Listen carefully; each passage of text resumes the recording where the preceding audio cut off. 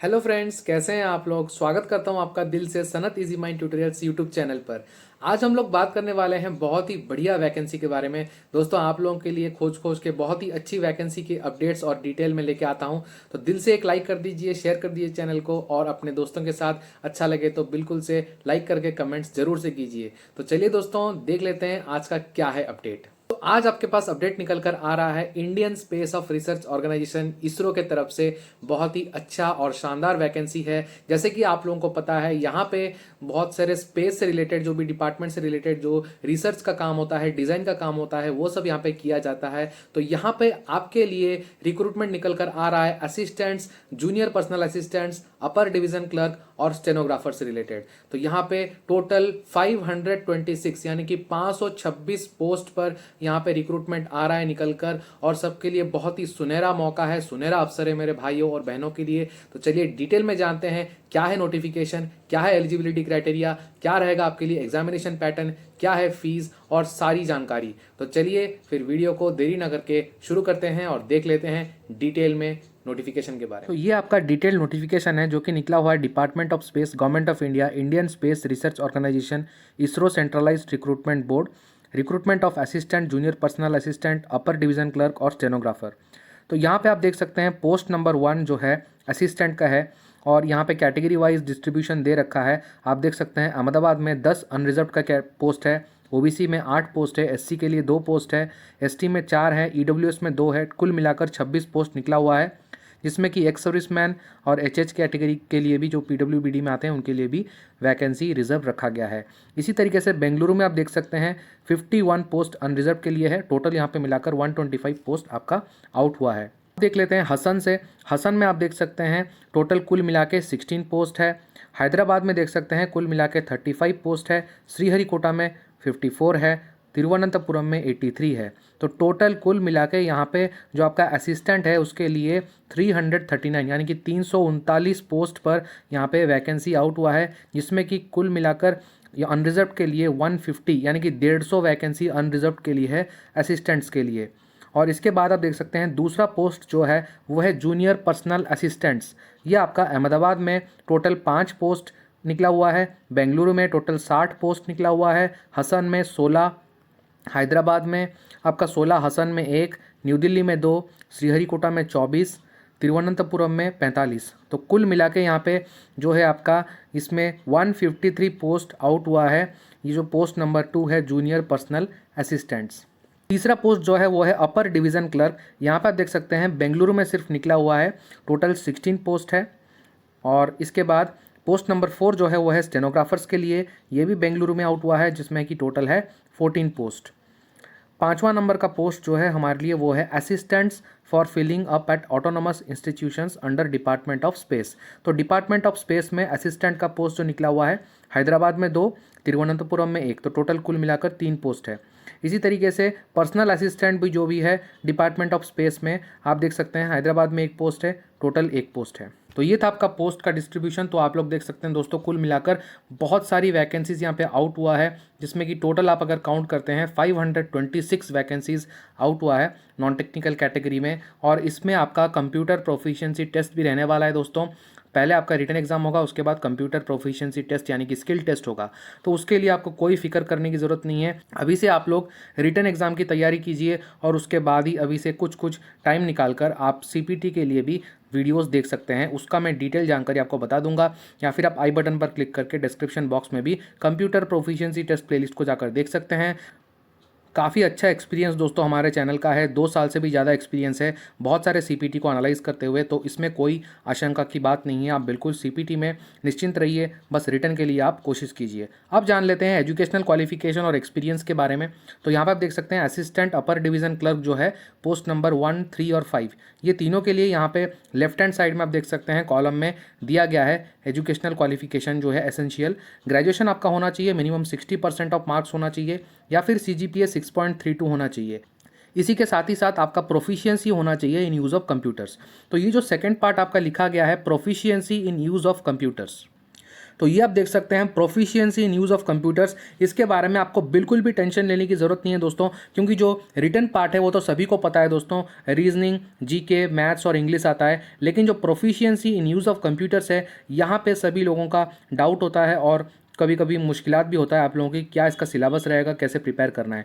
तो इसके लिए मैं आपको एक प्लेलिस्ट रेफर कर दूंगा, डिस्क्रिप्शन बॉक्स में आप जाके देख सकते हैं, कंप्यूटर प्रोफिशिएंसी टेस्ट। और उससे रिलेटेड अभी भी फिलहाल बहुत सारे लोगों ने सब्सक्रिप्शन लिया है और बहुत सारे लोगों ने हमारे वीडियोज़ को फॉलो किया है और उससे सिलेक्शन भी लिया है। आप देख सकते हैं उदाहरण के लिए अभी फिलहाल में एग्जाम हुआ था आसाम डायरेक्ट रिक्रूटमेंट एग्जामिनेशन, काफ़ी अन्य सारे एग्जामिनेशन भी हुए हैं जिसमें बहुत ही अच्छे रिजल्ट्स लोगों के आए हैं और उन्होंने क्वालिफाई कर लिया है। मैं आपको चाहे तो आप कमेंट सेक्शन में कमेंट्स भी जाकर देख सकते हैं दोस्तों, अगर आपको कोई इसमें आशंका है। इसके बाद हम लोग देख लेते हैं जूनियर पर्सनल असिस्टेंट स्टेनोग्राफर, जो कि है पोस्ट नंबर 2, 4 और 6। जूनियर पर्सनल असिस्टेंट और स्टेनोग्राफर के लिए आपका ग्रेजुएशन होना चाहिए 60% मार्क्स और सीजीपीए होना चाहिए 6.32, और या फिर अगर आपके पास डिप्लोमा भी है कमर्शियल सेक्रेटरियल प्रैक्टिस में, आपने किया हुआ एक्सपीरियंस है आपके पास, 60% मार्क्स, सीजीपीए 6.32, तो भी आप यहाँ पे एलिजिबल हैं दोस्तों ये एग्जामिनेशन देने के लिए।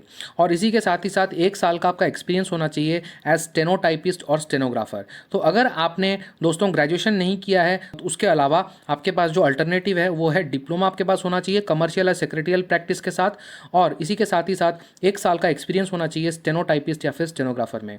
और इसके अलावा ये सब होना चाहिए एंड लिखा गया है दोस्तों। इसके बाद जो है मिनिमम स्पीड जो होना चाहिए आपका 60 वर्ड्स पर minute English stenography should be your minimum speed of typing, and you should have proficiency in the use of computer.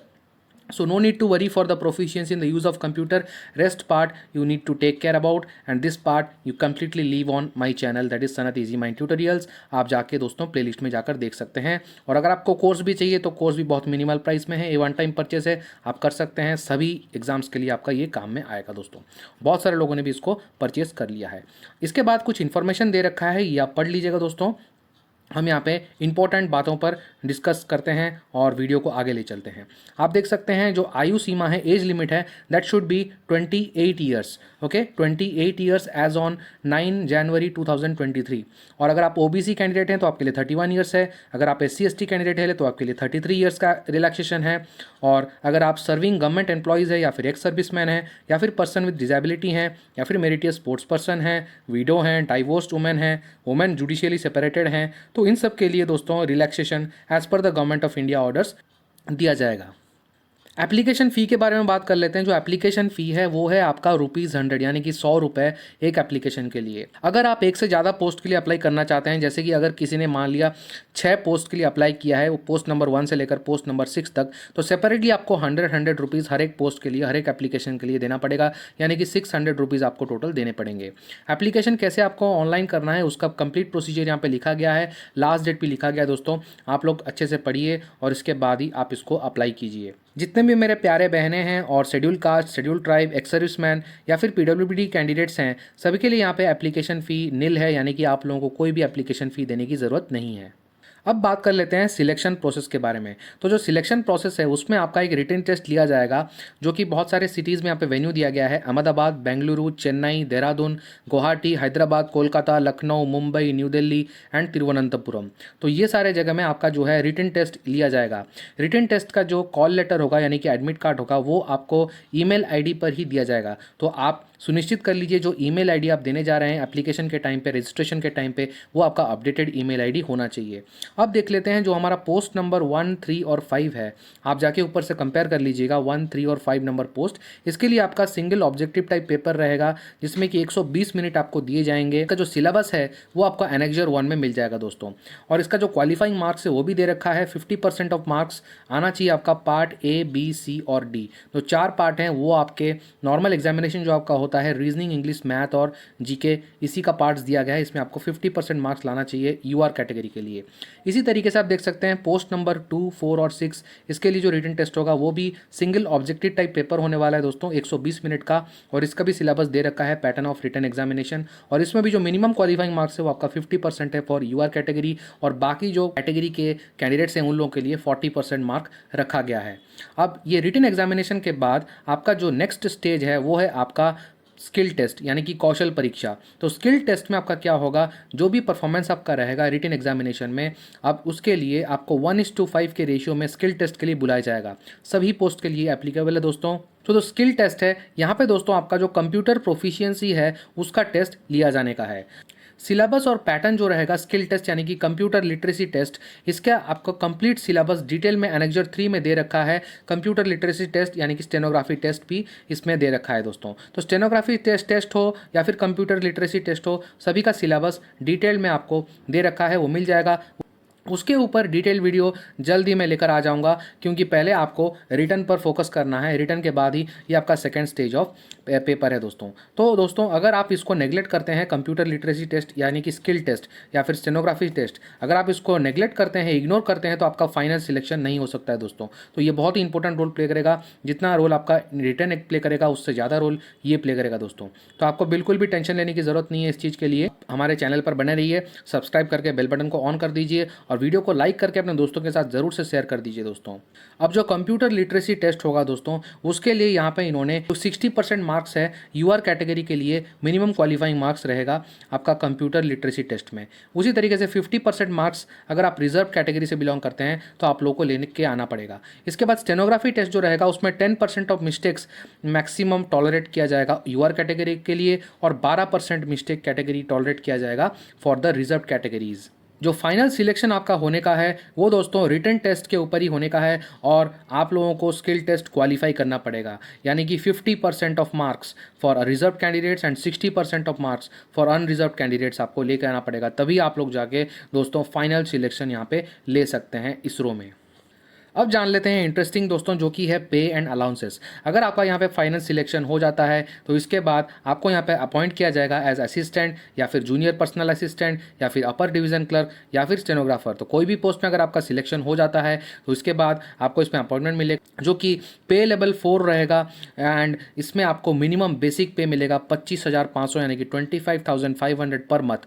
ये बेसिक पे के अलावा इसके ऊपर आपको एडिशन में डियरनेस अलाउंस यानी कि डीए, हाउस रेंट अलाउंस यानी कि एचआरए एंड ट्रांसपोर्ट अलाउंस भी मिलेंगे as per the extent rules on the subject. आपको न्यू पेंशन स्कीम के तहत यहाँ पे पेंशन भी दिया जाएगा, और आपके जो भी मेडिकल फैसिलिटीज़ है आप लोगों के लिए और आपके डिपेंडेंट्स के लिए, के साथ ही साथ आपको सब्सिडाइज्ड कैंटीन भी मिलेगा दोस्तों, लिमिटेड क्वार्टर्स फैसिलिटी भी मिलेगा, और लीव ट्रैवल कंसेशन भी मिल जाएगा, group insurance, house building advance etcetera, सारे ही चीज़ें सेंट्रल गवर्नमेंट नॉर्म्स के तहत आपको मिलने का है दोस्तों। तो बहुत ही अच्छा सुनहरा मौका है दोस्तों आप लोगों के लिए इसरो जैसे ऑर्गेनाइजेशन में काम करने का। तो बिल्कुल भी ये मौका आप मत गवाइए और एप्लीकेशन को फिलअप कर दीजिए, और इसके साथ ही साथ हमारे चैनल पर भी बने रहें दोस्तों। यहाँ पे लिखा गया है कुछ टर्म्स एंड कंडीशंस, जो कि है आपका जो ट्रांसफ़र होगा वो कोई भी सेंटर या फिर यूनिट में हो सकता है time to time on the need basis, और आपका जो ये जॉब रहेगा वो ऑल इंडिया जॉब रहेगा दोस्तों in the units of Indian space research organisation और department of space. Number of vacancies तो दिया गया वो प्रोविजनल है, ये बढ़ भी सकता है दोस्तों आगे जाकर। तो पोस्ट हैं वो आपके फिलहाल के लिए टेम्पररी है लेकिन लाइकली टू कंटिन्यू। इसका मतलब ये नहीं है दोस्तों कि ये टेम्पररी पोस्ट है, ये दोस्तों आगे जाकर आपका रेगुलराइज्ड हो जाएगा। तो बिल्कुल भी टेंशन इसके लिए लेने की आपको ज़रूरत नहीं है दोस्तों। आप लोगों को जो अप्लाई करना है वो www.isro.gov.in वेबसाइट पर जाकर आपको यहाँ पे अप्लाई कर लेना है। अब देख लेते हैं जो है इंपॉर्टेंट डेट्स। तो आपका जो ओपनिंग डेट है ऑनलाइन रजिस्ट्रेशन का 20 दिसंबर से ये इसका ऑनलाइन एप्लीकेशन स्टार्ट हो चुका है दोस्तों, 20 दिसंबर 2022। और इसका जो लास्ट डेट है ऑनलाइन एप्लीकेशन के लिए वो है 9 जनवरी 2023। यानी कि 9 जनवरी तक आपका यहाँ पे एप्लीकेशन अप्लाई हो जाना चाहिए, और जो पेमेंट है उसका लास्ट डेट है 11 जनवरी 2023। मैं आशा करता हूँ फ्रेंड्स आप लोगों को वीडियो पसंद आया होगा, और अगर जो भी इसमें अप्लाई करना चाहते हैं, जो भी इंटरेस्टेड हैं, आप ज़रूर से कमेंट सेक्शन में कमेंट करके बताएं। और इसी तरीके से आपके लिए वीडियोस अपडेट्स आते रहेंगे। और बिल्कुल आप दोस्तों वीडियो को लाइक कर दीजिए, अपने दोस्तों के साथ शेयर कर दीजिए, और इसी तरीके से चैनल पर नए हैं तो सब्सक्राइब करके बेल बटन को ऑन कर दीजिए, ताकि इस तरीके का जॉब अपडेट्स आपसे कभी मिस ना हो। तो चलिए फिर मिलते हैं अगले वीडियो में एक और ऐसे ही शानदार जानदार अपडेट के साथ।